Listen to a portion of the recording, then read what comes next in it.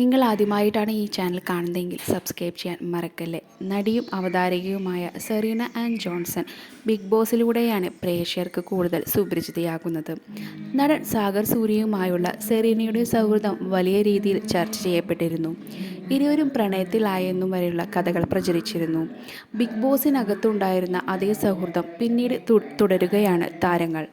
ഇപ്പോഴിതാ സെറീന പുതിയ Q&A സെക്ഷനിൽ ആരാധകരുടെ ചോദ്യങ്ങൾക്ക് മറുപടിയായി എത്തിയിരിക്കുകയാണ്. സാഗറിനെ കുറിച്ചാണ് കൂടുതൽ ആളുകളും നടിയോട് ചോദിച്ചിരിക്കുന്നത്. അതുപോലെ അന്യമതത്തിൽ നിന്നുള്ള ഒരാളെ വിവാഹം കഴിക്കുമോ തുടങ്ങിയ ചോദ്യങ്ങൾക്കെല്ലാം സെറീന മറുപടി പറഞ്ഞിട്ടുണ്ട്. ഒരു ക്രിസ്ത്യാനി അല്ലാത്ത ആളെ വിവാഹം കഴിക്കുമോ?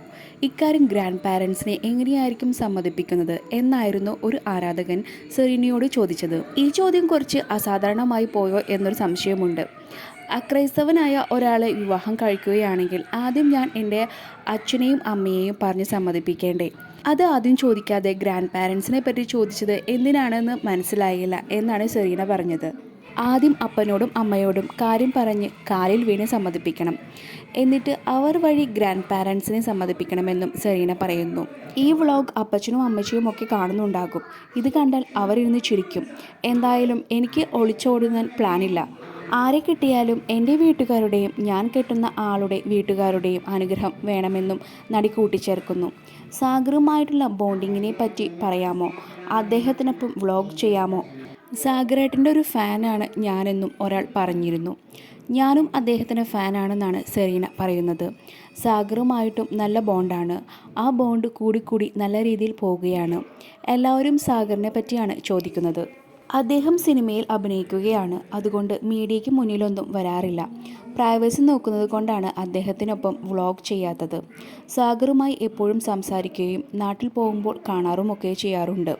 സാഗറേട്ടനും ജുനൈസും ഒരുമിച്ചൊരു സിനിമയിൽ അഭിനയിക്കുകയാണ്.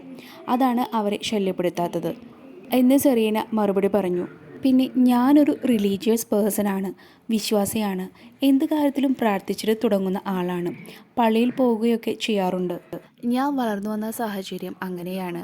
അതൊക്കെ എൻ്റെ പേഴ്സണൽ അനുഭവങ്ങളാണ്. അതുപോലെ മാരേജ് എന്ന കൺസെപ്റ്റിനെ ഞാൻ ബഹുമാനിക്കുന്നുണ്ട്. ഇനി ഭാവിയെക്കുറിച്ച് നോക്കുകയാണെങ്കിൽ കുറച്ച് കഴിഞ്ഞാൽ ഞാനൊരു കുടുംബജീവിതമായിരിക്കും തിരഞ്ഞെടുക്കുക. വിവാഹത്തിലെ കമ്മിറ്റ്മെൻറ്റും ലീഗൽ കോൺട്രാക്റ്റും അതിലെ സെക്യൂരിറ്റിയുമൊക്കെ എനിക്കിഷ്ടമാണ്. ലിവിങ് റിലേഷൻഷിപ്പിനോട് എനിക്ക് തീരെ താല്പര്യമില്ല. മാരേജ് തന്നെയാണ് തനിക്കിഷ്ടം.